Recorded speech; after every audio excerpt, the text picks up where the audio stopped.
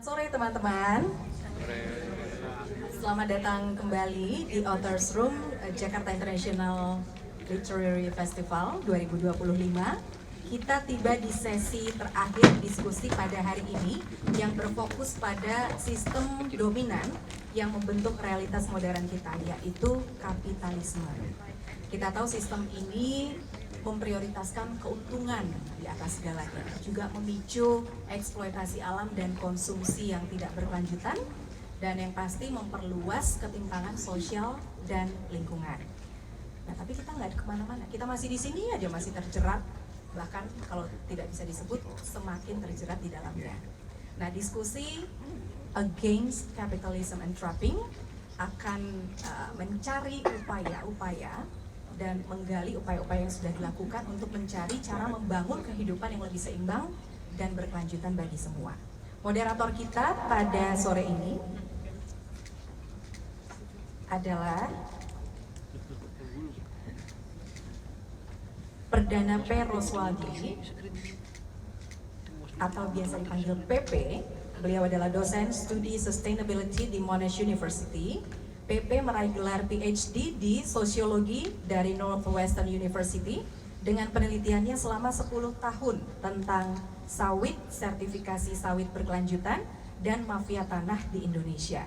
PP mendirikan grup belajar buruh perempuan sawit di Kalimantan Barat, Kalimantan Utara, dan Riau sebagai ruang belajar dan kelas menulis juga untuk pekerja perempuan di perkebunan sawit.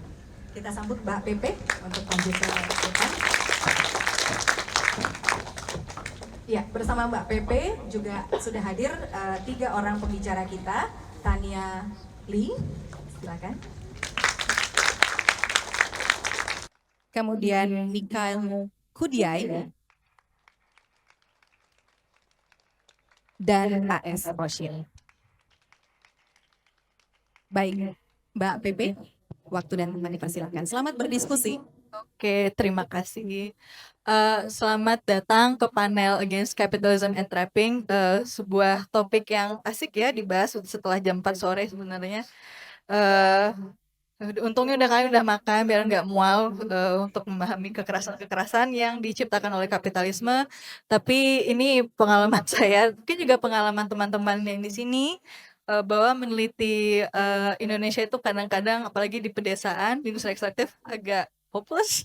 Kita susah sekali merawat harapan.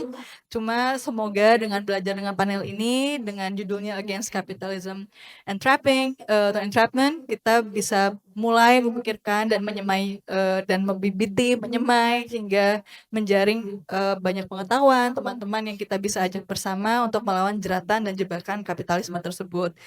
Pembicara kita tiga pembicara kita hari ini akan membahas bagaimana sih perlawanan dan potensi-potensi perlawanan kalau kita belum bisa mulai melawan jebakan kapitalisme ini dari sisi industri ekstraktif, agama, mungkin bahas tentang kayak neokolonialisme di Indonesia, di Papua saat ini. Mungkin saya akan membacakan dulu profil pembicara kita.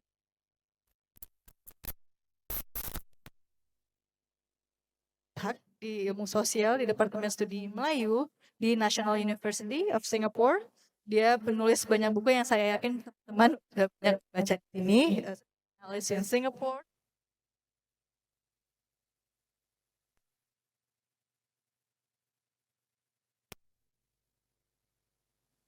Guru besar antropologi di Universitas Gadjah Mada.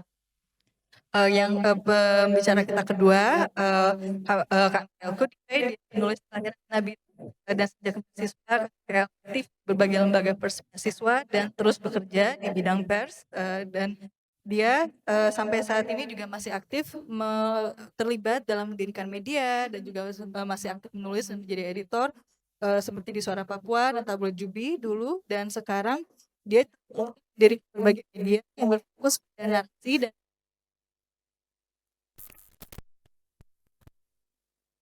untuk pembicara kita yang ketiga ada Bang A.S. Roshid. Dia penulis asal Lombok tentang politik, gerakan sosial, ekologi, adat, dan agama. Dia aktif di Gumi Project yang aktif mengarsipkan dan melestarikan budaya Sasak Dan ini proyeknya dipimpin oleh kepala desanya, dibilangnya Loka, ya Bang ya. Dan dia juga sering aktif mengisi kelas tapak, itu kelas penulisan di tempatnya Bang Rosyid. Dan dia juga aktif di sosial media, jadi tolong follow @astro.syd. Itu pembicara kita hari ini. Semoga kita banyak mendapatkan manfaat dari sesi hari ini, dan diskusi hari ini akan dibuka oleh Ibu Tania.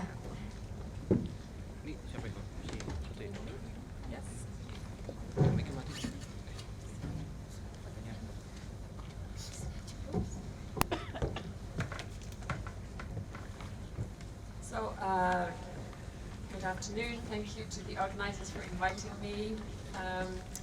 I apologize, I'm going to speak in English, but we have excellent translators who I do encourage you to use the translation. Even if you do understand English, I think you'll find they will do an excellent job of conveying my meaning. And sorry that I'm not equipped today to present in Indonesian, but I can certainly understand. So if you want to ask me questions in Indonesian, that's fine. But my presentation will be in English. So first of all, I'm aware that I'm in a literary festival, and I'm an academic, and I'm quite aware, and I think this festival has really helped me understand the power of words and images to create connections, and especially to generate empathy. I think that came out in the previous session over the last couple of days, including the session yesterday on Palestine. And I'm not the best suited for that, right? I'm an academic, I do academic writing, but I do respect these literary forms. And in relation to the work I'm going to present today, I really feel the need for them. I'm going to talk about Indonesia, places very far from the city, very far from Java. And when I have given presentations in urban Java, I have the sense that it might be a different planet. Like the people's understanding of what's happening in the country is extremely limited. And so some brilliant novels and poetry and things which would connect an urban readership to these rural realities would be very welcome. And it's beyond my capacity to do that, but I do think it's necessary. The best I can do for today is images. So you will see a few images as we go along.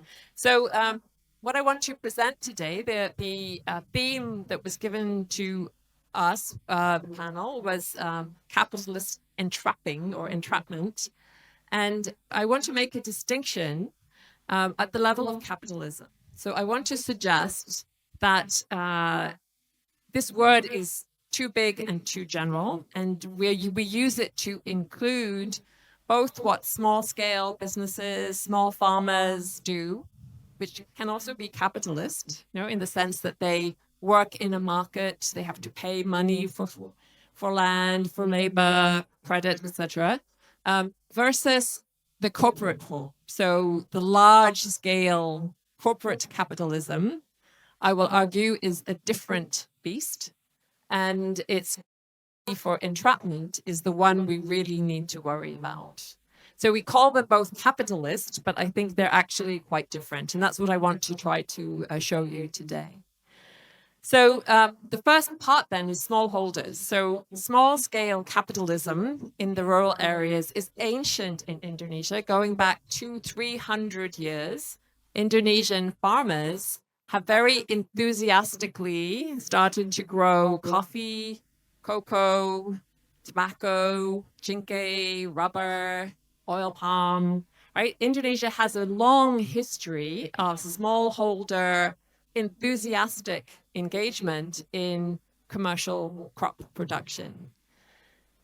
The colonial authorities usually try to prevent this because in their view, their Orientalist view, if the Western farmers or Western people were commercially oriented, market oriented, the East should be non-market.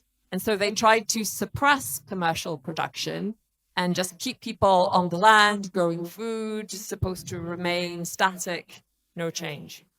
But Indonesian farmers repeatedly rejected this in favor of taking it when they came along. And what farmers were looking for was precisely conditions under which they could benefit from markets without being entrapped, right? So how do you take advantage? I mean, everyone needs money, you know, especially today, right? Your kids need shoes, they need to go to school. The idea of a subsistence farmer without cash doesn't make any sense now. And even 200-300 years ago, it didn't. People need money. If you're a farmer, you're going to get it by growing things. But you can remain autonomous or relatively autonomous under certain conditions. So one of the conditions then is that you,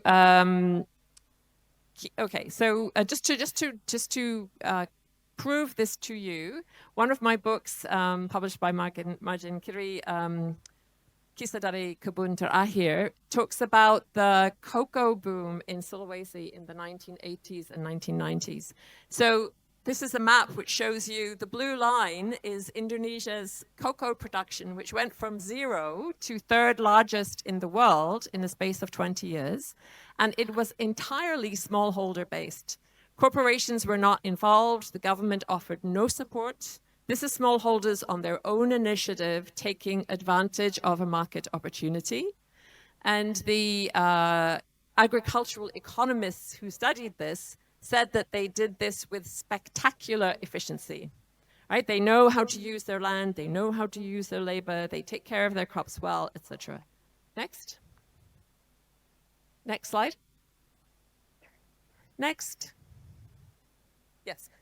So this is an example, right? This is the farmers that I worked with. These are tiny house, 200 cocoa plants that this family loved and in which they placed their hope. So that spectacular production was based on smallholders, many of whom living in quite remote areas, but saw a market opportunity and thought, yeah, we're going to try this. You know, maybe we too can afford to send our children to school, or they can have shoes or something of importance. Next. Okay, sorry, back. Okay, we'll leave there for now. So under what conditions can they remain autonomous and not be entrapped? The first one is farming on their own land. Like any government scheme, like transmigration and others, which moves people from here to there, is basically interfering with people's customary relations, their relationships to their land, to their neighbors, and it's going to lead to inequality and conflict. But when people plant cash crops on their own land, it's like, I know what's mine, you know what's yours, I won't mess with you, you won't mess with me. If we have a disagreement, we'll go to our Kepala Adat or Kepala Desa to help us resolve it. Like, that's what I would call a customary land system. And Indonesians are very good at this. They know how to manage transformation, new crops, within their own customary system, so long as they are left to get on with it without interference of being moved here or moved there or something else. Autonomy in social and political relations is very important. And so in many Indonesian frontier areas, like in Kalimantan, in Sulawesi, sometimes migrants come in because they are attracted to the economic opportunities. But so long as the people on the spot, the customary landholders, are solid, they can choose whether or not to welcome newcomers. Often they do welcome migrants, and they often intermarry with them. So after a year or a generation, the communities have merged, and it's migrants don't usually grab land.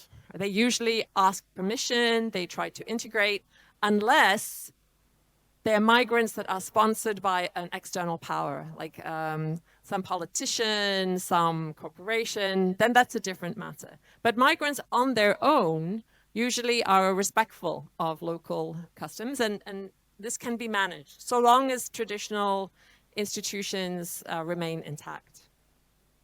In terms of economic autonomy, the key is whether or not you have enough land. So this is actually what I showed in my book, Kisah dari Kebun Terakhir. What happened in that case was that people were squeezed for land. So they had to choose between food production and cocoa production.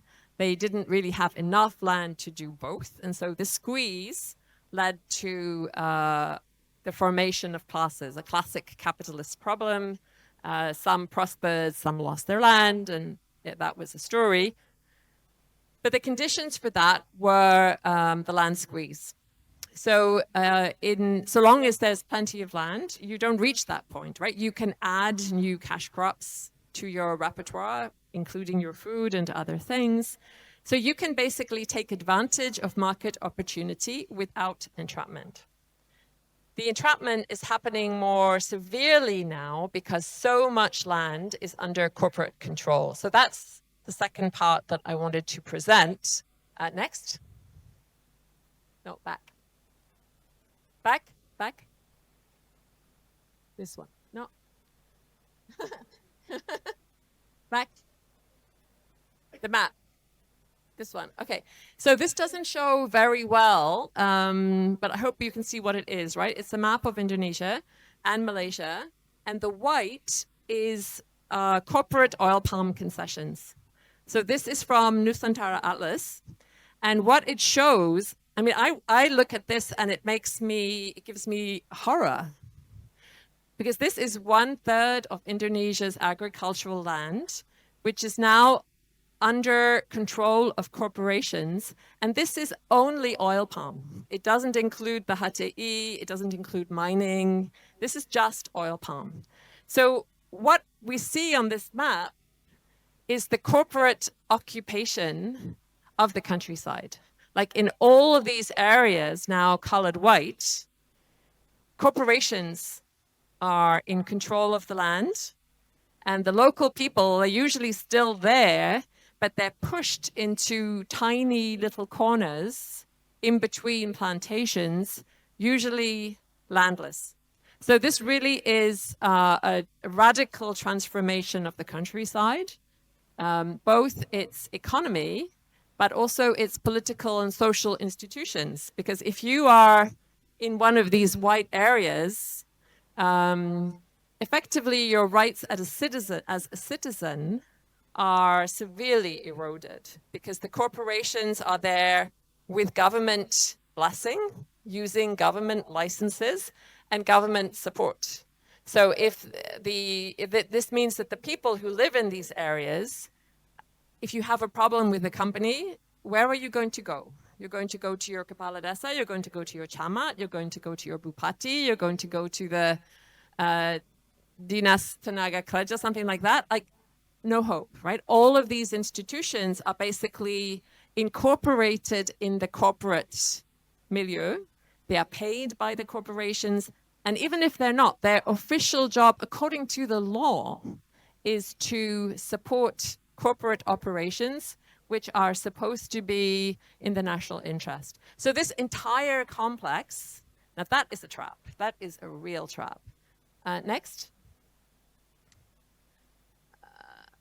Okay, right. So one type of trap is the massive simplification of the ecology, right? So in what's happening within those white lines is this. Every flora, every durian tree, every rambutan tree, every kampong, everything is completely eliminated, and you get a linear arrangement, or if it's hilly, it will be contoured. But either way, human habitation, human history, other land uses have gone, right? So that's what it means ecologically, and it's highly reduced, right? There's actually no experience in Indonesia or anywhere of how long it would take an ecologically homogeneous landscape like that to recover. For example, should climate change make oil palm impossible, which it might, how many decades would it take to recover a diverse ecology where other things could grow, right? This is 22 million hectares. A third of the farmland is now like this, right? So we talk about entrapment, right? Ecologically very locked in, no flexibility, no possibility of adapting to a different crop. But how long would it take actually to change this back into something more human, more diverse? So ecologically very reduced. Economically, one could say that we could think that the corporations are trapped because they have invested their money, in producing this landscape. But that's actually not entirely true, because although corporations are often described as investors, usually they don't bring much money, if any, because where they get their capital is actually from Indonesia itself, right? Because they get the land as a HGU virtually free of charge. With the HGU, they can go to the bank, and the bank will give them credit to develop the oil palm. So they're not exactly investors, like bringing their own money here. It's actually Indonesian land and capital which is going in. So just to be clear, half of the corporations are Indonesian owned, so private Indonesian corporations. So it's local oligarchs. But the international portion, if you look at the ownership of the big corporations, Wilmar, etc., is also mainly Indonesian. So it's actually the same oligarchs, but in international form or in... So this isn't quite a story of foreign capital. It's largely a question of what's going on inside the country that is enabling this form of development. So the companies are, one could say, trapped. They have sunk their capital, but not really, right? They can leave, in fact. It isn't really their money, right? They've borrowed the money and they can take off. So it's not clear that they really take the same risk as, say, a smallholder who it's really their own money they put into the land, right? They are the ones that are investing. And then the next. So this is a Malay kampong, actually, on the Kapuas River. And this is what it means to be trapped, right? These people, this is the original hamlet, but it's completely surrounded by corporate palm. So the people are still there, trapped in this tiny hamlet, but they have no land. And mostly they have no work because the companies prefer migrant workers. So that's a trap. And surprisingly, although they are destitute, it's not clear that they have anywhere else to go. We surveyed in this hamlet in 2010, we surveyed again in 2015. The same people were there holding on somehow because there's not a lot of other opportunities for them in their province. So it is really a trap. It's a poverty trap. Next one. So this was our attempt to get an artist friend, Dedi Purwadi, who's an artist in Jogja, to try to give a sense of, a pictorial sense of what we call corporate occupation. So what does it mean to be occupied by a corporation? To be those people in that little hamlet on the banks of the river? Something like this, right? On the one hand, the giant, we used for the Indonesian translation of our book, Hidup Bersama Raksasa, right? Thinking of these corporations as giants. So what's the character of the giant? Well, he's all mouth, right? Very greedy, endlessly eating, but he doesn't seem to have much in the way of eyes or ears. Like he doesn't really see what he's doing and he doesn't listen to anyone, right? He's just busy eating. On the one hand, destroying flora and fauna, on the other side, planting palms, protected by military, police, and Freman. And here, one assumes a government official and a plantation manager sitting comfortably. And here, the villagers saying, wah, wah, wah, and no one is listening to them, right? This is basically what it means to be, to hidup bersama raksasa looks a bit like this. So this is as far as we could go in our limited way to try to produce a sense of empathy, right? On the one hand, the map, it's like, that's actually what is happening. And then this is what it feels like to be occupied by a corporation and to be voiceless, unheard, stuck. But I do want to just remind you that this is not actually about oil palm, right? Oil palm is a perfectly fine crop. And in smallholder hands, when people keep control over their own land, can avoid the traps and take the benefits, smallholders actually love it. They say with 6 hectares, you can send your kids to college. 2 hectares is enough to feed the family, 2 hectares feeds the farm, 2 hectares as an investment crop. So you wouldn't want to say, we hate capitalism in that form, or we hate oil palm, it's evil. Actually, neither of those is true, right? But the difference is the trap, right? Smallholder is one thing. This is something quite different. And so we need a more precise vocabulary when we think about capitalism. I'll leave it there. Thank you.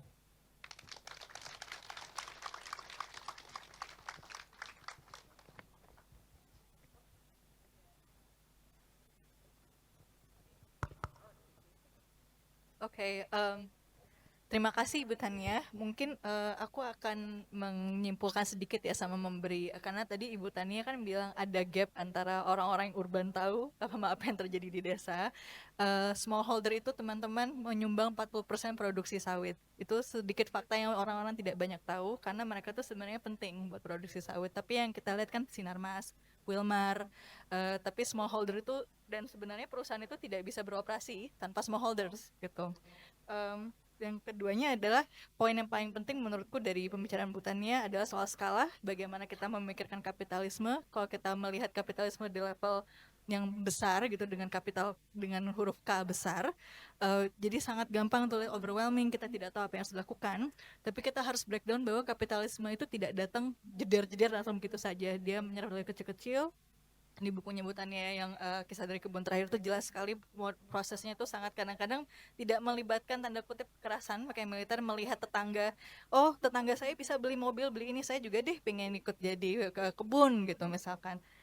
Tapi di saat yang sama ini bukan masalah sawit baik sawit buruk, karena ini kan pohon ya, pohon cuma tahu tumbuh gitu, dia tidak tahu apa-apa yang selain tumbuh. Tapi ini apa yang sejarawan bernama Ferdinand Brodel pernah bilang, perkebunan, plantations adalah penemuan kapitalisme paling sempurna, karena dia itu persis yang tadi dibilang Ibu Tania, ini adalah masalah trapnya, masalah jeratannya yang membuat orang tidak akan bisa keluar lagi. Bahwa perkebunan itu seperti di penelitian saya bilang ini special confinement gitu. Jadi ini seperti penjara, orang tidak bisa keluar, dan imajinasi mereka soal perkembangan hidup ya terbatas di level namanya perkebunan gitu. Jadi mereka tidak dibuat ada insentif untuk menjadi mandiri, seperti yang tawaran smallholder yang dijelaskan Ibu Tania tadi.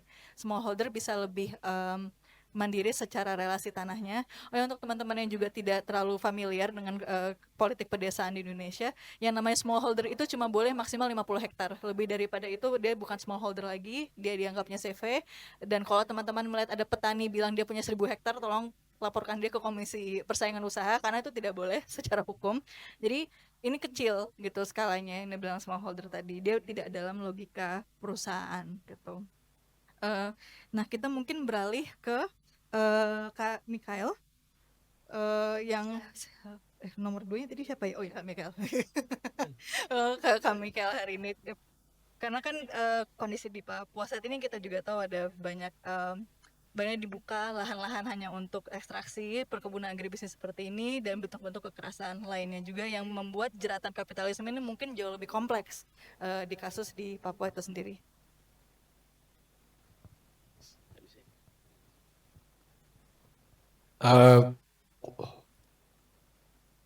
Jadi saya mau cerita sedikit soal apa pertama kali saya dihubungi oleh Mbak Evi, baru saya dikasih untuk bicara soal kapitalisme, saya kaget karena saya baru pertama bicara soal kapitalisme di forum seperti begini.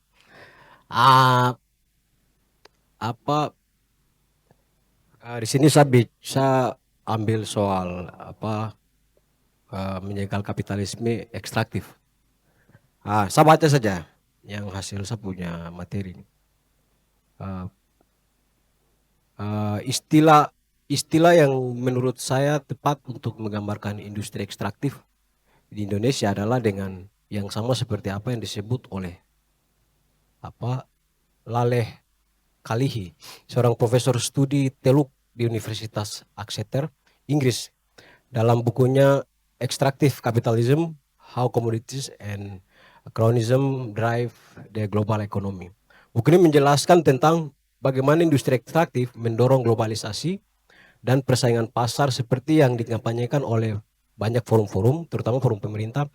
Tetapi faktanya adalah terjadinya akumulasi dengan banyak tenaga kerja murah, keuntungan sebesar-besarnya tanpa melihat dampak lingkungan dan sosial. Artinya saya lebih memilih memakai kata kapitalisme ekstraktif, karena industri ekstraktif itu lebih banyak, kalau saya banyak nonton di YouTube, terus juga di diskusi-diskusi itu mereka lebih banyak, kalau industri ekstraktif itu mereka kampanyekan soal industri hijau, ekonomi hijau, tapi isiannya itu akumulasi semua, menghisap manusia semua itu.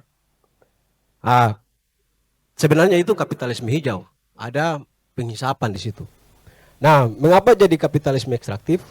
Karena seperti yang dikatakan oleh Karl Marx. Jadi saya lagi-lagi kalau soal kapital kembali ke Marx. Mengapa jadi kapitalisme ekstraktif? Karena seperti yang dikatakan oleh Marx, bahwa kapitalisme didasarkan pada 4 ciri utama. Pertama itu kapitalisme dicirikan oleh produksi komoditi. Terus yang kedua itu adanya buruh upahan. Terus yang ketiga itu kehendak untuk menumpuk kekayaan tanpa batas atau privatisasi kekayaan. Dan yang keempat itu kapitalisme dicirikan oleh organisasi rasional atau negara itu. Kapitalisme bertumbuh karena itu. Nah, jadi seperti tadi saya jelaskan, Indonesia itu tidak lagi industri ekstraktif tapi kapitalisme ekstraktif yang telah banyak kapital nasionalnya dan internasional meraup keuntungan untuk kekayaan pribadi, telah banyak buruh upah murahan yang tercipta, dan negara beserta sistem pemerintahannya sudah menjadi sarang oligarkis, sama seperti tadi Kakak Tania juga jelaskan. Berdasarkan laporan Yayasan Pusaka, nanti teman-teman Yayasan Pusaka pada saat diskusi nanti bisa tambahkan. Berdasarkan Yayasan Pusaka pada tahun 2004, sebanyak 760.000 hektar hutan di tanah Papua telah habis.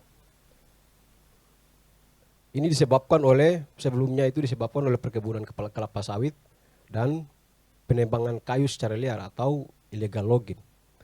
Nah, masuk di pemerintahan baru, di Jokowi terus di Prabowo, ditambah lagi yang terbaru itu hadirnya PSN, Proyek Strategis Nasional, yang awalnya itu 2 juta hektar, tapi kalau tidak salah ini menjadi 3 juta hektar. Itu untuk perkebunan tebu, bioetanol, sama proyek itu cetak sawah. Nah, kalau kita bicara soal konteks Papua itu, ini kan masyarakat yang dia membentuk nilai. Masyarakat adat, di dalam masyarakat adat itu dia membentuk nilai, kebudayaan, tradisi.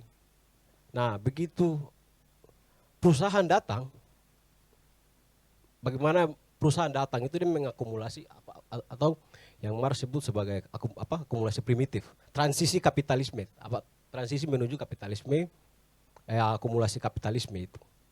Nah, akibatnya apa? Di Papua itu kan selain banyak tulisan-tulisan yang saya baca itu, orang Papua itu orang Papua hidup dari alam. Alam itu dia membentuk tempat cari makan, terus tempat hidup.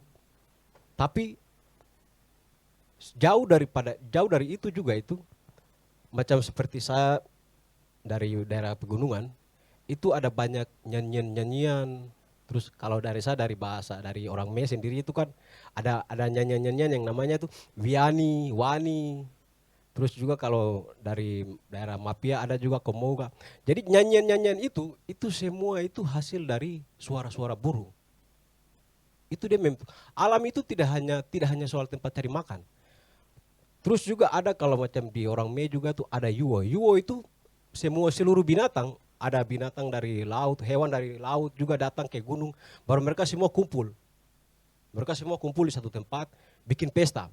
Nah, karena itu sering diulang-ulang, dibuat oleh manusia dengan pesta yang lebih besar namanya Riwo itu. Jadinya sistem ekonomi masyarakat di situ. Selain tadi tempat spiritual tadi, terus tempat cari makan. Jadi hancurnya alam itu hancur sudah semuanya itu.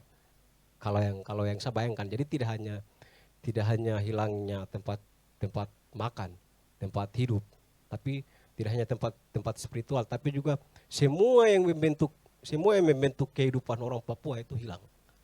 Kalau perusahaan masuk dengan seperti tadi sampai jutaan hektar itu. Itu.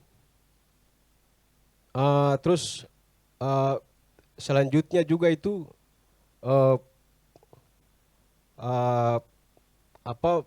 macam di Papua juga itu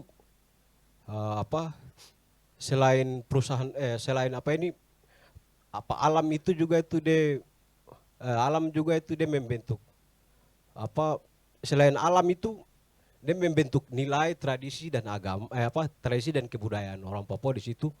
Itu juga tuh alam itu dia tempat untuk orang Papua untuk hidup lebih lanjut ke depan.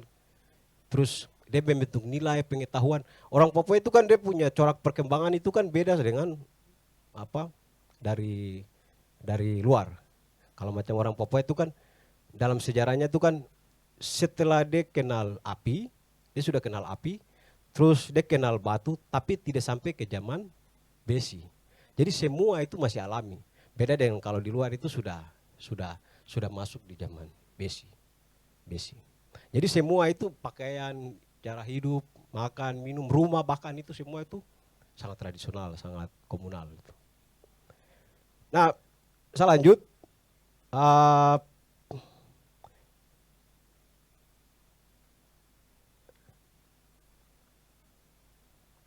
Nah ini, selain di Papua itu, kalau kita lihat di Indonesia juga itu, kalau saya dari menurut laporannya Global Forest Watch itu pada tahun 2024 juga itu seperti macam hutan di Aceh juga sebesar sekitar 10.650 hektar habis, Sumatera juga habis sekitar 6.148. Ini selain Papua saya menjelaskan di seluruh Indonesia lagi. Saya bicara soal industri ekstraktif pada umumnya. Sumatera Utara sebesar 6.148 hektar habis karena pengundulan hutan di wilayah Das Bulon. Terus Riau kehilangan sekitar 27.000 hutan karena perkebunan kelapa sawit. Jambi sekitar 50.000 hektar. Terus Bengkulu 5.400 hektar karena perkebunan kelapa sawit. Terus Sumatera Selatan sebesar 233.000 hektar.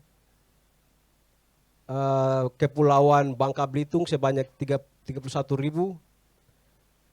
hutan 31.000 hutan habis.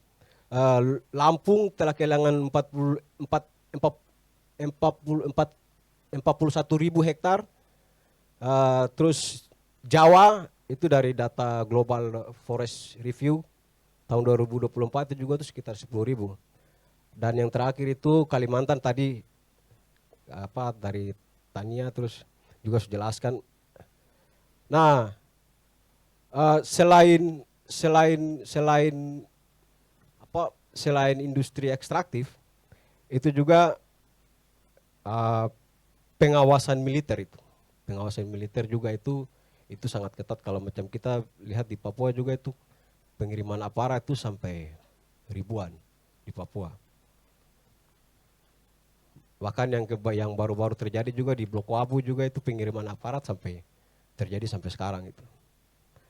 Nah, saya terakhir nih sebagai kesimpulan itu Pancasila, Undang-Undang 45, kemanusiaan, hak asasi, nasionalisme dalam masyarakat kapitalisme itu hanyalah sebuah ilusi kosong.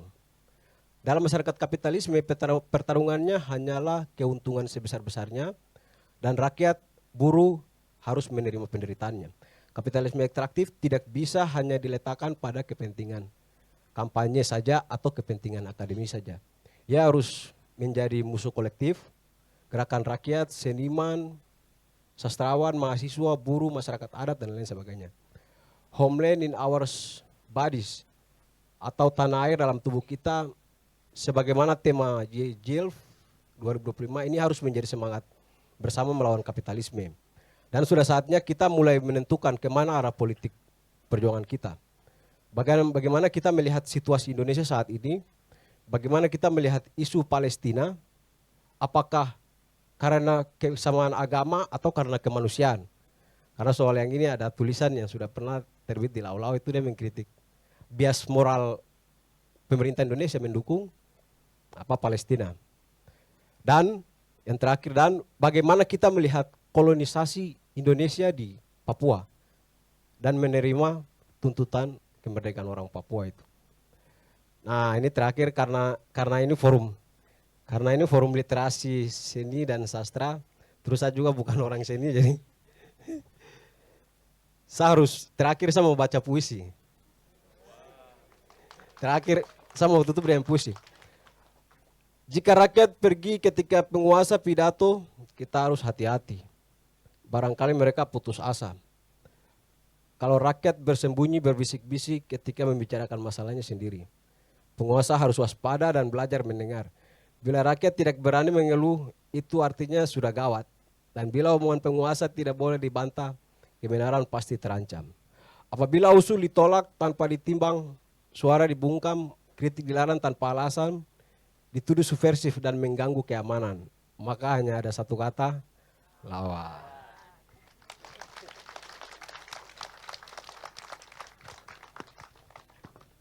Terima kasih Kakak Mikael.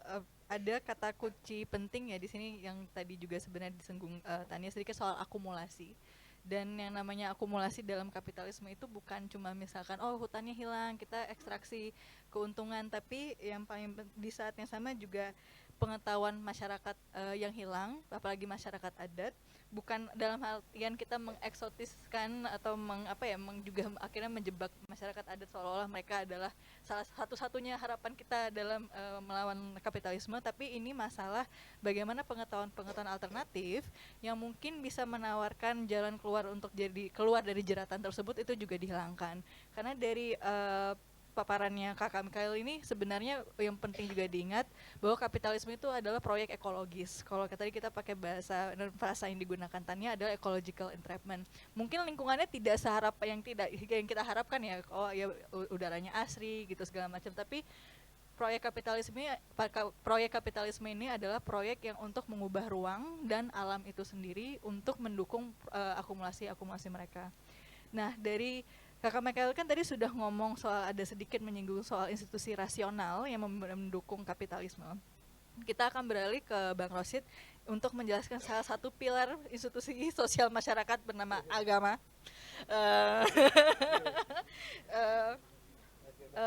Dan bagaimana sih berat ya jadi ini tadi kita masih ngomongin, kita bergerak dalam diskusinya ini dalam skalar gitu. Jadi kita dalam hal kecil dari petani, kita habis ngomongin negara, sekarang kita ngomongin institusi sosial yang bisa abstrak dan di saat yang sama juga sangat praktikal seperti agama. Dan Bang Rosid akan menutup diskusi ini dengan bagaimana agama dan kapitalisme saling bersinggungan. Ngeri. Selamat sore teman-teman. Saya Rosid, saya penulis. PPT ini udah muncul nggak ya? Belum. Saya kayaknya nggak bisa. Ini harus ngelihat sini. Gak apa-apa ya.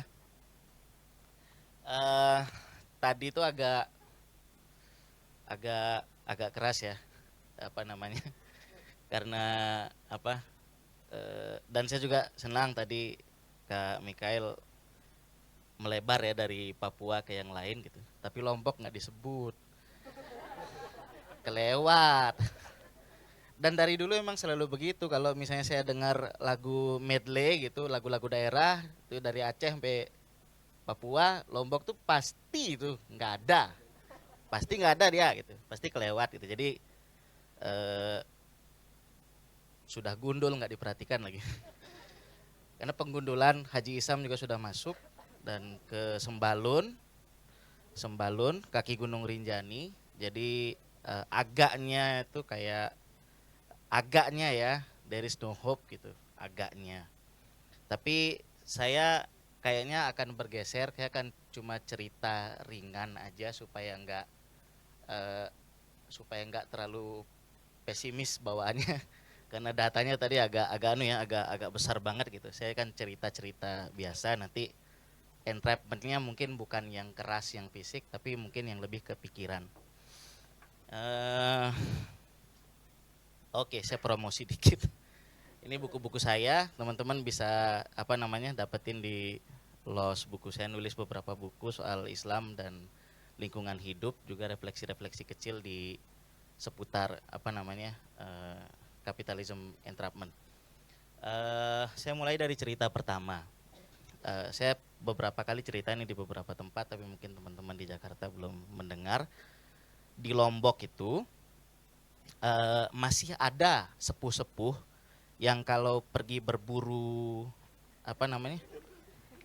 sini kakak, sini Sulasi.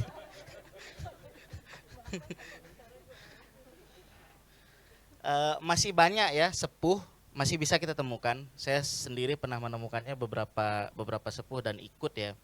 Mereka itu kalau nyari lebah di hutan, mereka nggak bawa peralatan apa-apa gitu, cuman bawa aja, alat buat manjat sama motong gitu. Jadi nggak pakai asap dan lain sebagainya.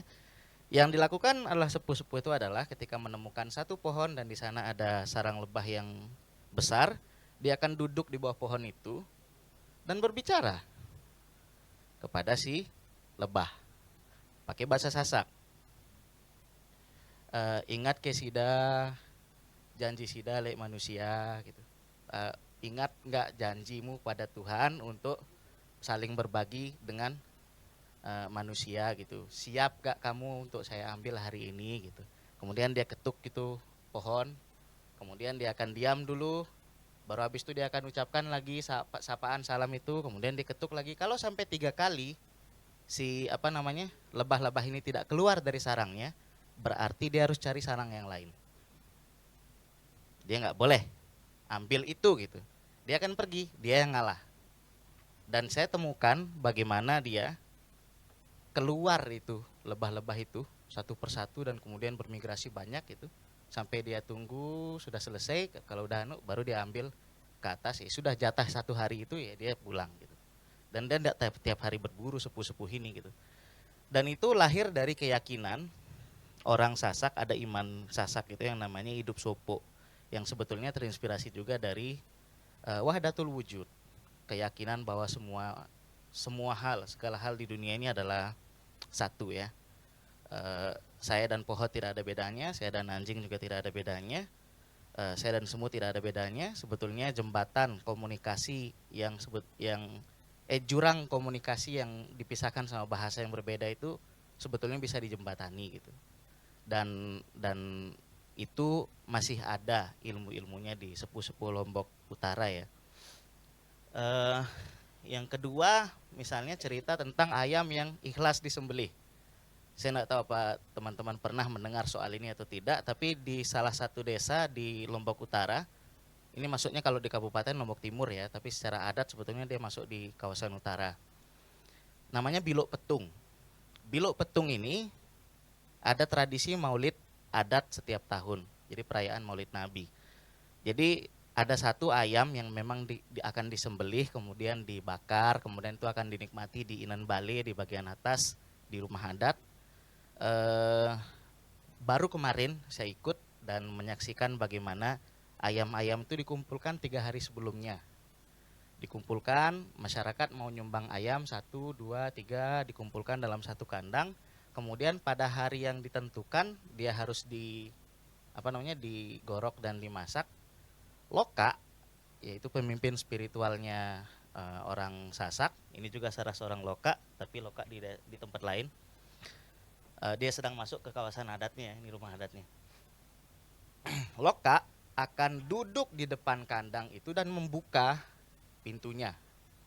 Duduk kemudian menyapa, siapa yang sudah ikhlas ini gitu. Apa orang ini udah lihat dari belakang. Siapa yang sudah ikhlas ini gitu. Ada ayam yang maju. Tapi saya merinding nih karena saya ngelihat langsung. Ada ayam yang maju. Dan majunya itu nggak ribut tuh, majunya nggak yang caper gitu ya. Ayamnya jalan gitu.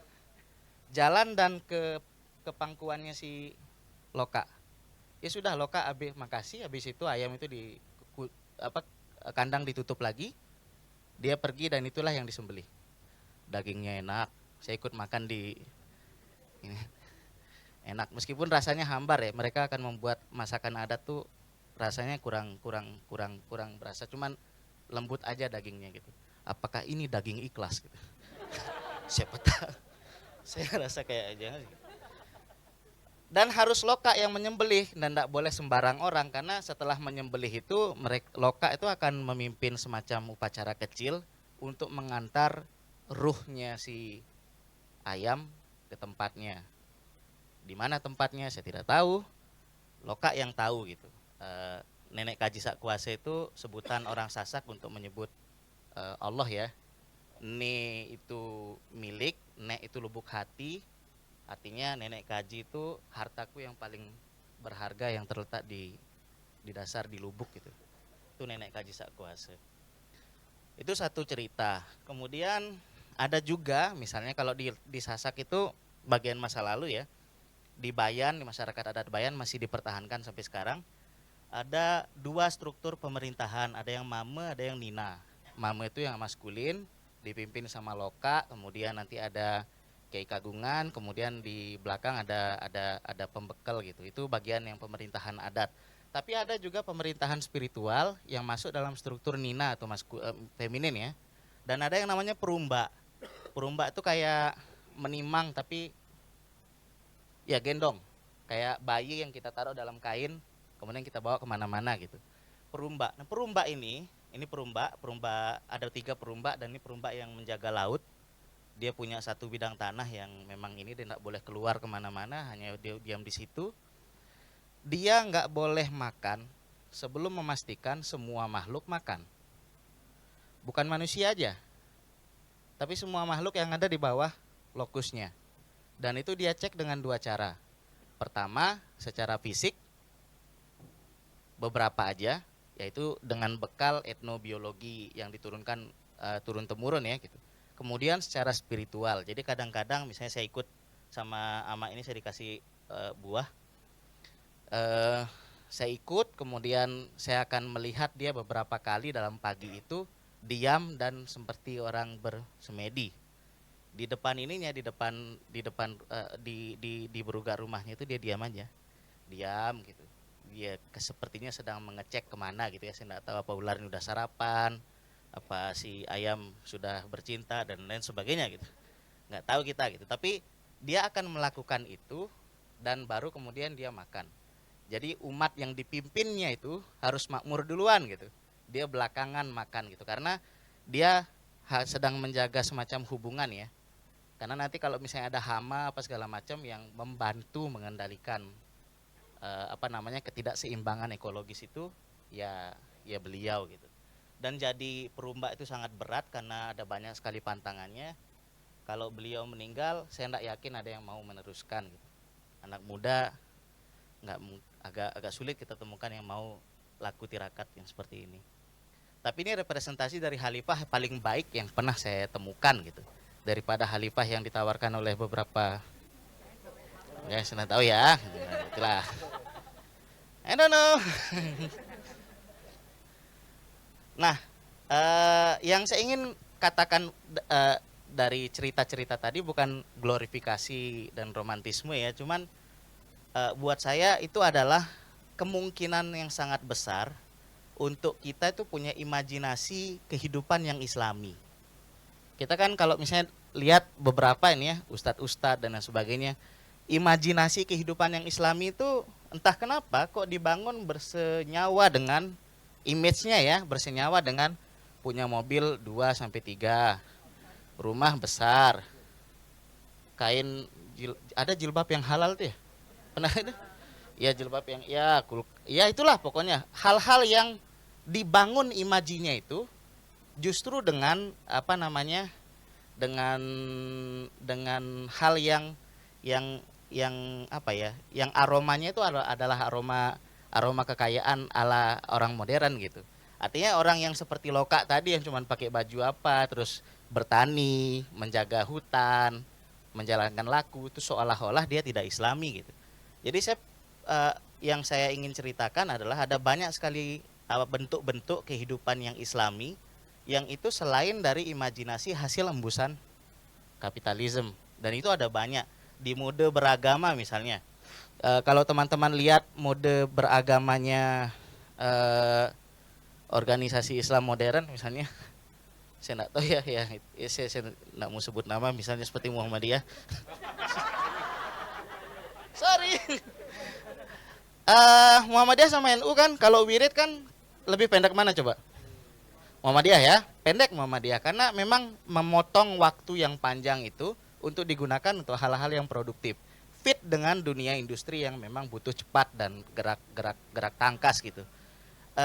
NU kan tidak gitu, NU wiridnya agak panjang gitu. Apalagi masyarakat adat Muslim seperti orang Bayan yang wiridnya itu langsung lewat gerak alam gitu, lewat ritual segala macam, dan itu butuh waktu yang panjang yang ndak ini. Saya itu sering kalau misalnya lagi di masyarakat adat Bayan, kemudian ada tamu datang, ini jam berapa mulai ritualnya gitu. Nggak ada jam itu jam itu kapitalisme entrapment dalam pikiran yang harus memulai jam sekian, kemudian selesai jam sekian gitu. No gitu. Mereka memulainya itu saat ada tanda-tanda gitu. Kemudian ada perintah dari Loka gitu. Ya saat itu mulai gitu.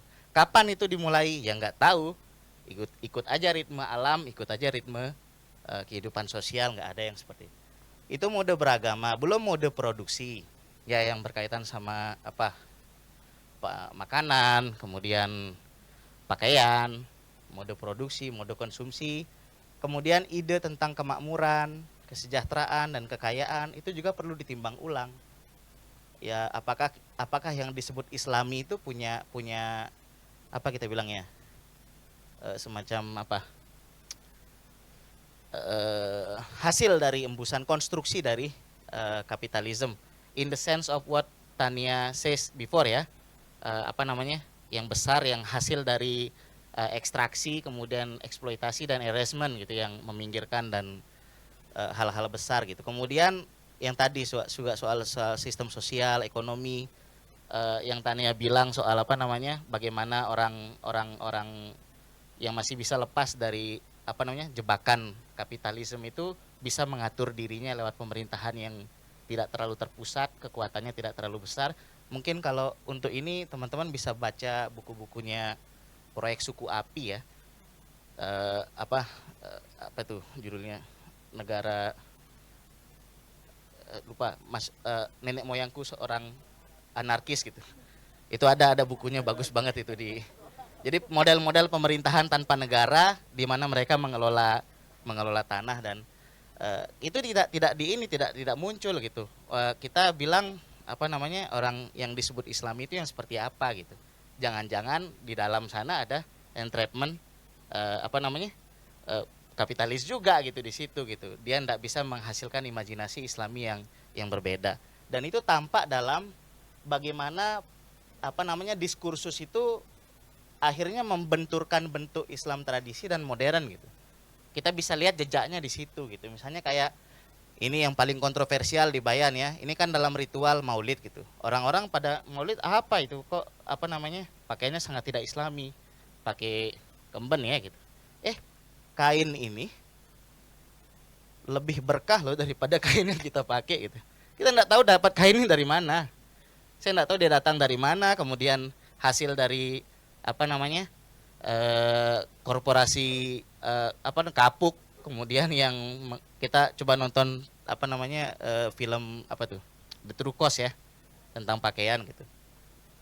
Mereka menanam kapas sendiri, kemudian memintal kain sendiri, kemudian menenun, kemudian mewarnai, semua dari tangan, semua butuh proses, semua butuh waktu, dan jauh lebih bisa dijaga. Produksi ini tidak mencelakai siapapun gitu. ini jauh lebih berkah dan lebih islami pakaian ini, kainnya maksud saya, daripada itulah. Kemudian ritual yang disebut bid'ah itu harus begini, maulid kok ngadain yang begini-beginian gitu. Dan di situ enggak ada isu tata ruang, enggak ada isu pangan dalam perdebatan itu ya gitu. Enggak ada isu ketahanan sosial, bagaimana mereka sebenarnya ritual ini sangat menyatukan mereka gitu, karena misalnya untuk satu ritual maulid itu misalnya padi harus dapat dari sini, tapi bahan harus ngambil dari sana, jadi kayak semua harus terhubung, semua harus terkoneksi gitu. Ini soal kedaulatan lingkungan hidup dan ketahanan sosial sekaligus gitu. Kemudian konstruksi atas waktu, gaya hidup dan kesadaran itu muncul semua, tapi dalam perdebatan Islam yang mengabaikan kemungkinan imajinasi lain yang tidak terjebak dalam kapitalisme entrapment di pikiran gitu, yang beginian ini nggak muncul gitu, nggak muncul dia, paling beberapa aja. Nah di titik ekstrim pada akhirnya agama itu jadi pegawai gitu. Pegawainya siapa? Negara dan korporat. Karena misalnya di Sulawesi gitu, sebelum pemerintah mau masuk dengan agenda-agenda tambang dan lain sebagainya, yang dikirim duluan itu adalah agamawan. Jadi untuk melunakkan hati masyarakat itu agamawan yang dikirim ke situ untuk berdakwah gitu. Bikin aja pengajian akbar.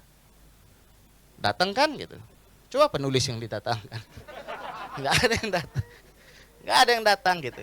Jadi mereka yang pada akhirnya nanti mengkondisikan masyarakat gitu. Argumennya bagus. Islam itu harus memandang ke depan, harus menerima perubahan, harus apa gitu. Kita diajarkan untuk maju gitu dan lain sebagainya. Jadi tidak ada diskursus, hanya ada menjadikan umat sebagai kambing conge. Digiring ke barat mau, digiring ke timur mau tanpa perlawanan. Ini titik ekstrim pada akhirnya Islam atau agama pada ini menjadi pegawai gitu, atau abdi dalam ya di proyek-proyek pembangunan. Nah, kapitalisme atau kapital sentris dia mengaburkan makna khalifah, karena khalifah itu bagi Islam misalnya dia adalah semacam misi internal, harus ada itu sebetulnya dalam doktrin bahwa saya ini ada di dunia untuk menjamin rizki bagi makhluk-makhluk di sekitar gitu. Ini doktrin yang hampir nggak ada toh di sekolah, nggak pernah diajarin, sekolah-sekolah Islam nggak pernah diajarin, di dakwah pengajian akbar kayak tadi itu hampir nggak pernah muncul itu konteks bahwa saya ada untuk menjaga jalur rizki para makhluk dan saya tidak merusaknya. Kalau saya tidak bisa menjaga itu, minimal saya tidak merusaknya dengan kepentingan saya gitu misalnya. Nah, itu yang tidak ada, itu yang absen dalam ini, dan penyebabnya apa nanti kita diskusikan di sesi tanya jawab. Terima kasih banyak. Pembicara tolong balik lagi ke depan.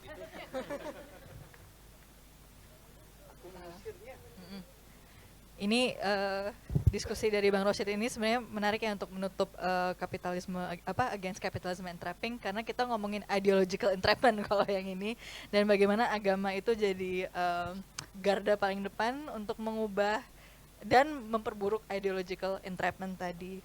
Sebenarnya yang paling penting tadi menurutku, kita kan kalau banyak sekali di studi-studi Islam itu kita ngomongnya banyak sekali justifikasi orang dapat konsesi tambang hanya karena dia pakai peci dan segala macam itu karena dia adalah dianggap kita pemimpin alam gitu. Jadi pemahaman soal kepemimpinan itu cuma tunggal, padahal ada alternatif lain yaitu wahdatul wujud tadi. Dan yang paling lebih penting lagi menurutku dari paparan Bang Rashid ini adalah dosa paling pertama kapitalisme itu adalah menceraikan kita dari alam. Bahwa kita tidak lagi dalam kesatuan bernama alam, jadi kita mikir kalau kita bikin sawit 100.000 hektar nggak ada efeknya buat orang lain gitu. Yang penting saya dan ya keluarga saya bisa naik haji lah mungkin, terus nenek moyangku 100 tahun lagi adalah pemilik konsesi tambang gitu. Dan keterpisahan kita bersama alam itu padahal ketiadaan bahasa antara saya dan Ayam itu tadi tidak menihilkan pemahaman yang terjadi di antara kita berdua gitu.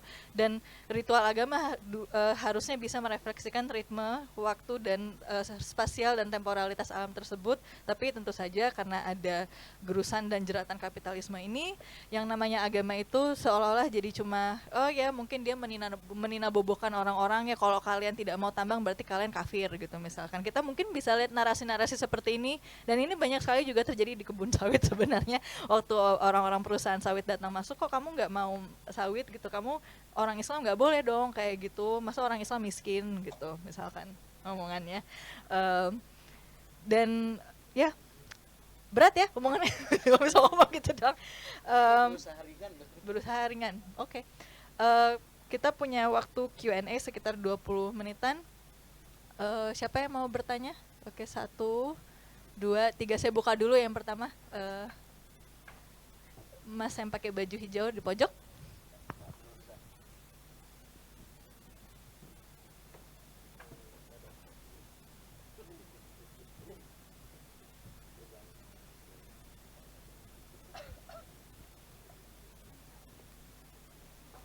Oke, good afternoon. Ya, nama saya Abdul Reza Ahmad Yusra. Ya, the first question I want to ask to Ms. Taniali about the trap, trap of capitalism. In Indonesia, you know, there are a lot of foundation, environmental foundation, but most of them are funded by Europe. Most of them are funded by the companies, is it include to that trap? So it's like I work for environmental foundation.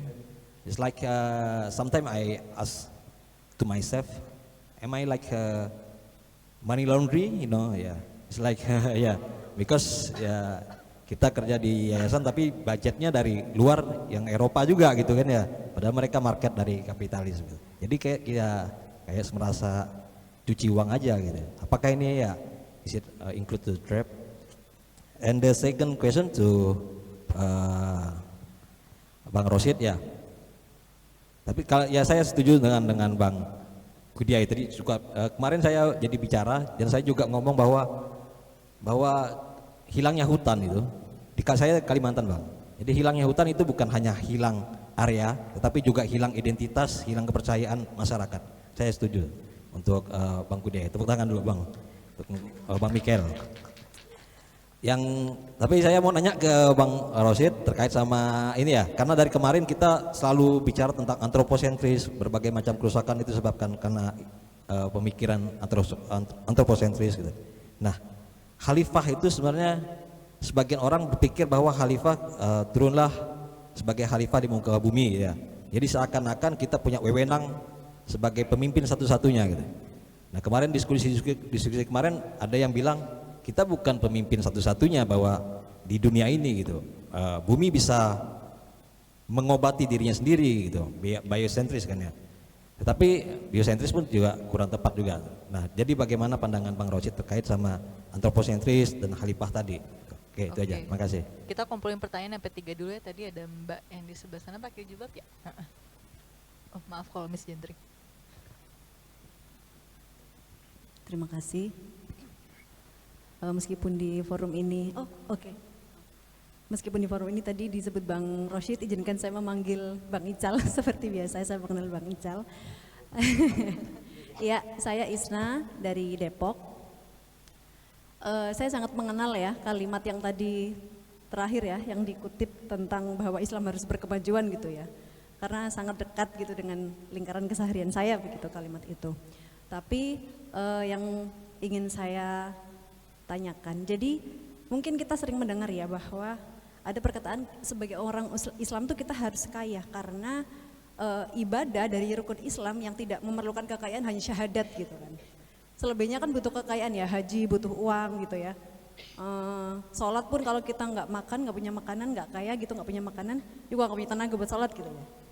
Tapi yang ingin saya garis bawahi, kalau tadi organisasi Islam gitu akhirnya menerima konsensus tambang dan seterusnya dengan dalih kita lebih bisa mengelola dengan prinsip-prinsip kebermanfaatan gitu ya, lebih bisa menggunakan prinsip-prinsip Islam yang berkemajuan tadi untuk mengelola gitu. Apa bedanya dengan yang lain-lain gitu ya. Tapi pertanyaan saya, bagaimana sebenarnya kita harus menginternalisasi nilai-nilai kekayaan gitu. Jadi kayak yang seperti apa gitu kan di zaman yang seperti sekarang ini, dengan tadi dijelaskan Kak Mikael ya, kapitalisme ekstraktif gitu ya. Jadi kita harus mengambil sudut pandang yang seperti apa gitu. Apalagi tadi tentang busana ya, yang memintal benang sendiri gitu. Bang Ical bilang bisa jadi ini jadi lebih halal dan berkah gitu ya. Barangkali dari kerudungnya saya kenakan gitu. Akhirnya kalau melihat hal sejarah seperti itu tuh kayak kok bersalah banget ya, pakai ini bersalah, makan ini bersalah gitu. Jadi kayak aduh gimana ya gitu loh. Jadi intinya saya butuh pandangan harus menginternalisasi nilai-nilai kekayaan yang seperti apa gitu dari yang terjadi, yang kita hadapi saat ini. Terima kasih. Oke, terakhir tadi aku lupa banget mana ya, sebelah kanan tadi ada yang angkat tangan juga. Ya, masnya di pojok, betul sekali. Baik, sebelumnya selamat sore teman-teman semua, selamat sore kepada para pembicara dan juga moderator. Sebelumnya saya ingin bertanya dengan bahasa Indonesia, mohon maaf pada Ibu Tania, bahwa kalau kita lihat kan sebenarnya dari semua berita-berita yang ada, dari semua isu-isu yang beredar di masyarakat, susah gitu loh untuk kita beroptimis kepada masyarakat dan juga ekosistem yang sekarang. Karena memang pada kenyataannya banyak banget kapitalisme ekstraktif yang dalam skala yang udah ekstrim. Bahkan kalau aku lihat juga dari berita-berita, yang menjadi komoditas tuh nggak hanya objek aja, bahkan nyawa manusia pun menjadi komoditas yang diperjualbelikan. Lalu aku ingin bertanya kepada Bang Rosyid, Kakak Mikael dan juga Ibu Tania, kira-kira masih ada nggak sih harapan untuk masyarakat lokal dan anak muda untuk bisa kita beroptimis terhadap masa depan? Itu pertanyaan yang pertama. Dan yang kedua, karena kita semua ini sudah terbiasa dengan kapitalisme ekstrim, adakah gambaran masyarakat dan society in general lah yang ideal di masa yang akan datang? Mungkin itu aja pertanyaanku, terima kasih. Namanya siapa tadi Mas, maaf? Oh iya, namaku Dita dari Bekasi. Baik, terima kasih semuanya. Oke, terima kasih pertanyaannya. Jadi pertanyaan pertama tadi untuk Ibu Tania soal donor trap. So there's a problem of funding in doing all of this work. In what way this kind of fundings and donor networks poses kind of like financial entrapment for the capitalism itself. Thank you. I mean, there's no question that greenwashing is a problem, right? It's been recognized for some time. I wouldn't make it too general. Like some of the, for example, I used a map from Nusantara Atlas. I don't know who funds them, but they're doing really useful work, which we can use. I've been using for advocacy. An organization like Mongabe, with their environmental, I mean, these are also donor funded, but they are doing, I think, useful work. So we do need to make distinctions. The biggest trap that I have observed in my plantation work is the concept of sustainability, like RSPO, ISPO. That is a trap, because if even a perfectly virtuous giant that obeys all the rules and checks all the boxes is still a giant. It's still going to take up millions of hectares of land as they do. So that is a trap, right? To think that just because a corporation doesn't tiptoe over the corner of a protected area, it is environmentally acceptable when it's hundreds of thousands, millions of hectares of monocrop palm. There's no way that's ever going to be environmentally sustainable, and yet it's certified sustainable. So that is a trap. It's a trap conceptually, but it's also a trap in time. A couple of years ago, Pujo and I gave a book launch for our Indonesian translation of Hidup Bersama Raksasa, and in all the oil palm provinces, like we went to Medan, Palangkaraya, Pontianak, and the NGOs, we talked in universities and we talked to NGOs. The NGOs we're so busy doing trainings for RSPO, ISPO, like it has become their source of income. So they are now trapped in this, effectively not stopping the corporate advance, but effectively legitimizing it. That is a trap.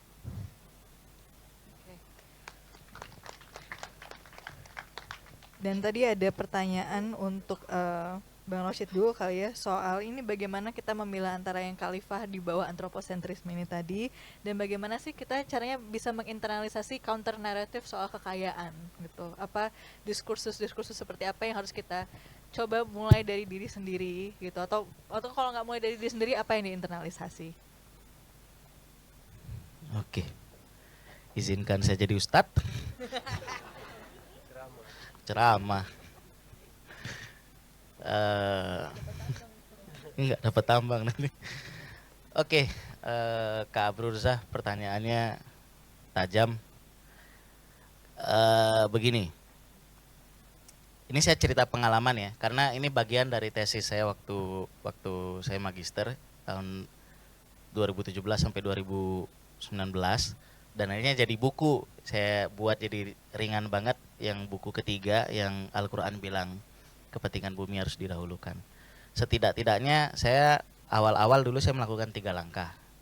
Pertama, khalifah ini diuji seberapa dari ayat-ayat lain dan dari hadis-hadis lain. Dia selalu dalam penafsiran menggunakan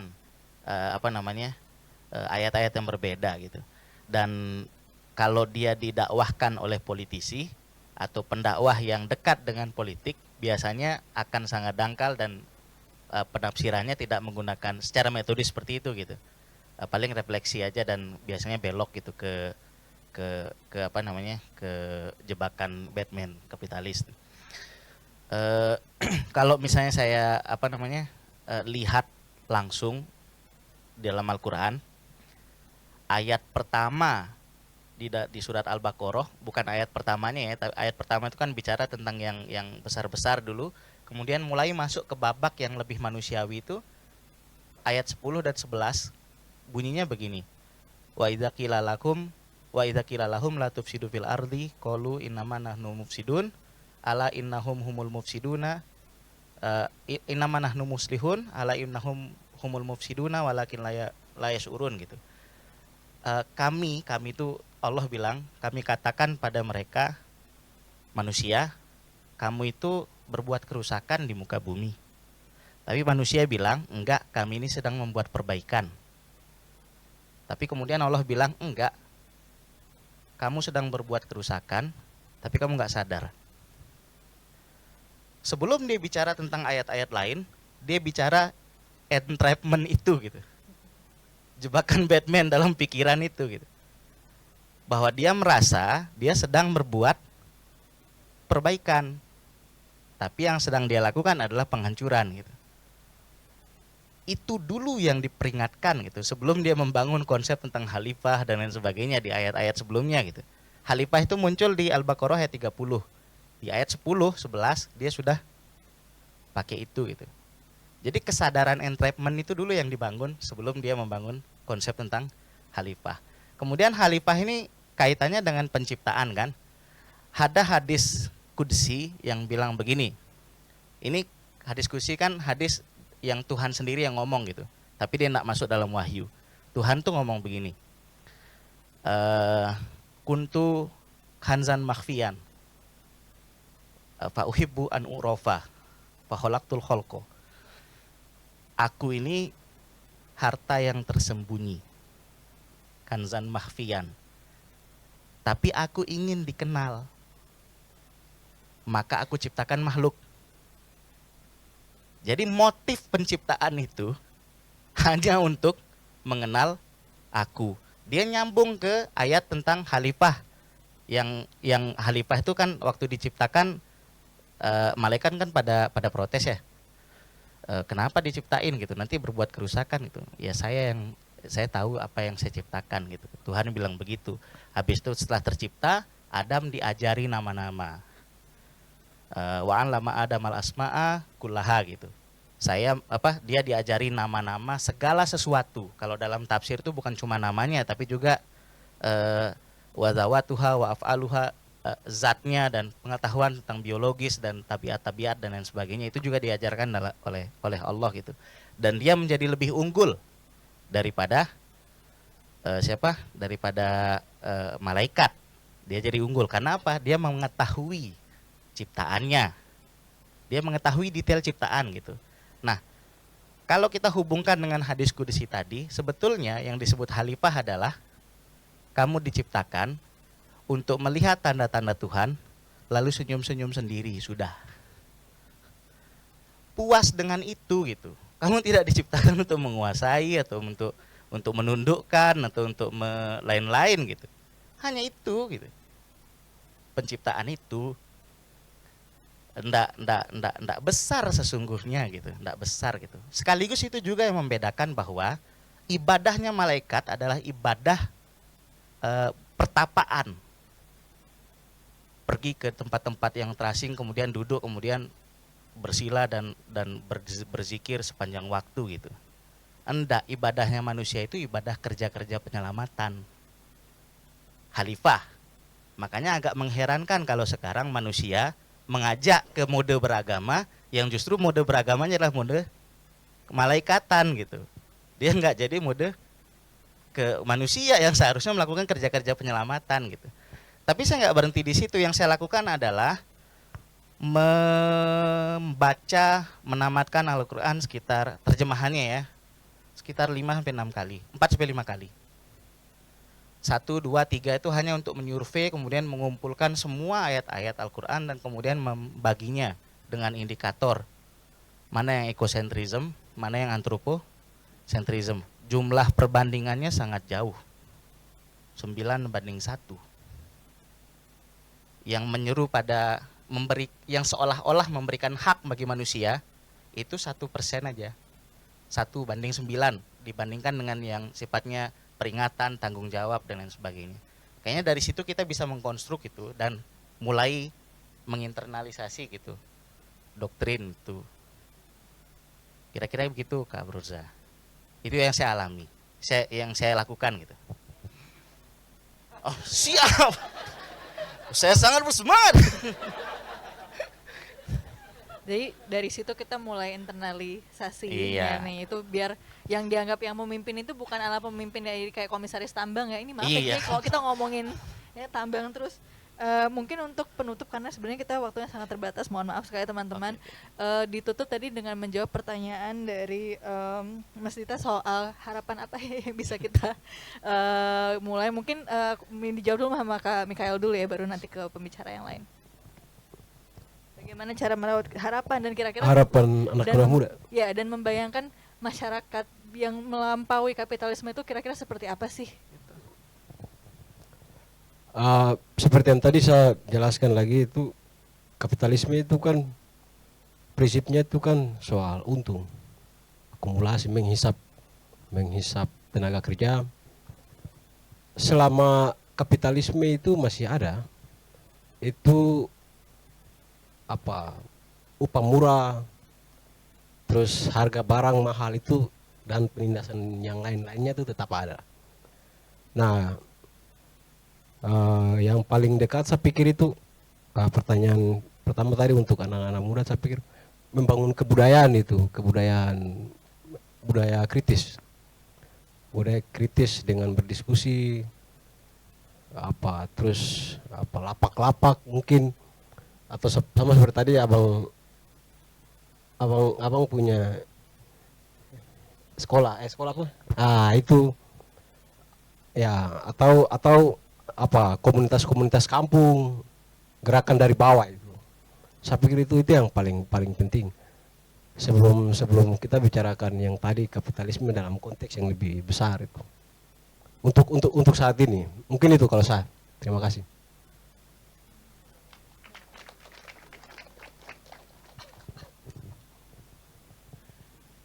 So I think what I would just say is I think it's useful perhaps to think comparatively about the situation in Indonesia. So in the last few years, I've been working with colleagues in Latin America and Africa, and we've been talking about citizenship in relation to dispossession. So if the government or a government-backed corporation dispossesses you in Mexico or in Senegal, or what can you do about it? Right? What do people do as citizens? And what has come out of this, our comparative discussion, is that the situation in Indonesia is the worst. And it's very surprising. Like when I explain to my colleagues in Mexico, and they say, well, don't they go to the law? And isn't there a tribunal? And don't the politicians support them? And how about the government officials? I say, no, no, no, and no. And so I think, you know, to think about hope, one thing to think about is that the situation here is not normal on an international basis, that people can be robbed of their land and trapped and pushed into corners, and there's nothing they can do about it. That is actually, on a global scale, very strange.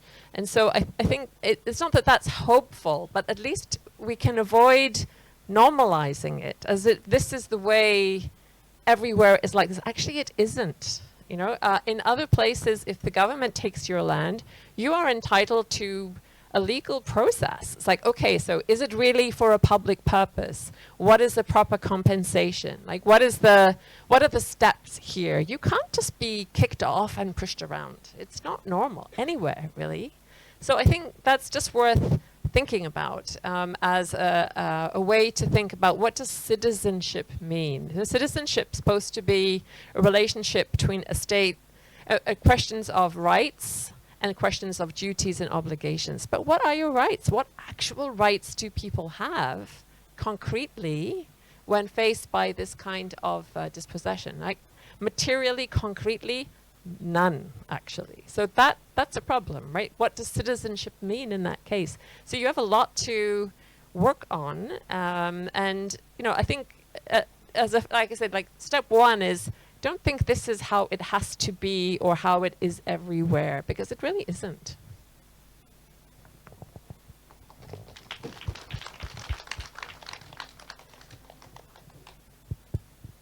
Ikut pesimis ya.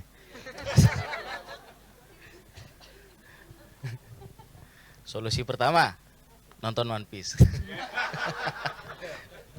Enggak. Kalau yang dimaksud adalah perubahan, harapan akan perubahan yang sifatnya struktural, nggak ada harapan.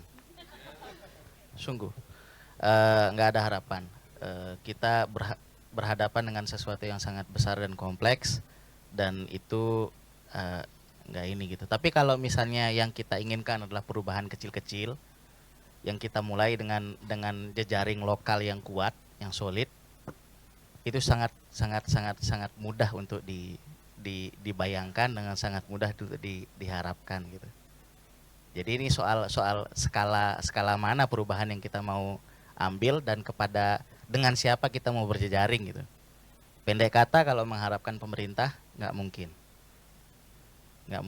Tapi kalau misalnya kita mau mengharapkan prinsip warga bantu warga, kemudian itu jadi titik tolak untuk kita eksplorasi ide-ide regulasi regulasi lokal, kita mengatur ulang kehidupan kita di tingkat lokal. Saya pikir akan sangat mungkin untuk di ini. Tapi yang paling penting adalah harapan itu bukan ada karena kita membayangkannya. Ya nggak akan ada harapan kalau cuma dibayangin gitu. Harapan itu mulai muncul ketika pacul itu sudah ditetak ke tanah gitu. Pacul pertama ditetak ke tanah, saat itu kita bisa membayangkan sesuatu di depan gitu.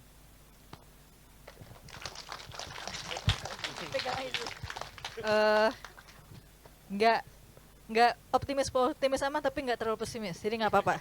Jadi lebih ke realistis, karena tadi penting untuk memahami bahwa ini nggak normal, teman-teman.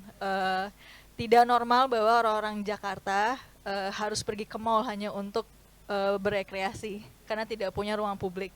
Karena tata ruang publiknya lebih memilih untuk kayak ngasih developer yang mengekstraksi groundwater yang akhirnya menggusur orang-orang kampung kota. Tidak normal ada orang bisa punya 1,5 juta hektar dan tiba-tiba jadi presiden. Dan ini juga lagi-lagi masalah skala, bahwa yang namanya perubahan ini persis karena kapitalisme itu menjerat kita dari berbagai skala, semuanya apapun bisa kita, semuanya ada ruang untuk melawan.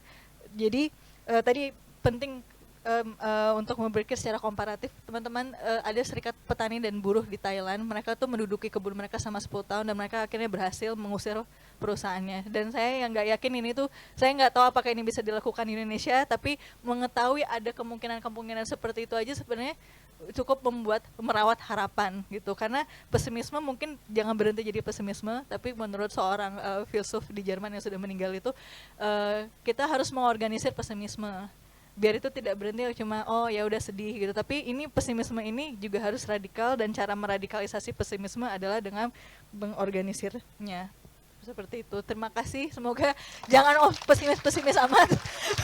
Terima kasih untuk datang hari ini teman-teman. Terima kasih juga kepada 3 pembicara kita hari ini. Kita ngapain ya Mbak? Oh, ngasih hadiah. Iya, kita kasih aplaus lagi teman-teman kepada pembicara Tania Lee, Mikhail Kudiay, dan Ais Rashid, dan juga moderator kita Mbak Pepe. Setelah ini ada penyerahan merchandise kepada 3 orang pembicara. Boleh berdiri.